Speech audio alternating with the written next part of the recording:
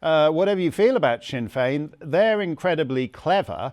I happened to be in Dublin on the day of the last election, and I was walking around seeing all these political posters showing, people from many lands, ladies in hijabs and all the rest of it.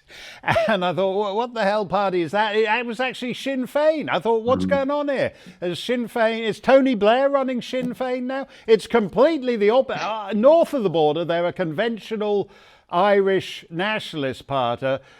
South of the border, they're running as this weird multiculti Blairite thing. Which is the real Sinn Féin, and in fact, does it matter? Is the inauthentic Sinn Féin just going to clean up anyway?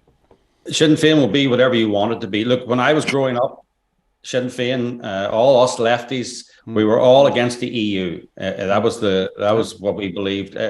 Was it the Nice referendum? Sinn Féin and the left defeated that, and then they were forced to have another referendum. So Sinn Féin will be whatever you want it to be, and they're allied with the European Union in Dublin, and during the Troubles they were allied with the Democrats in America, or even right-wing anti-Irish Americans. They ally with anyone, Gaddafi, to Russia, to wherever.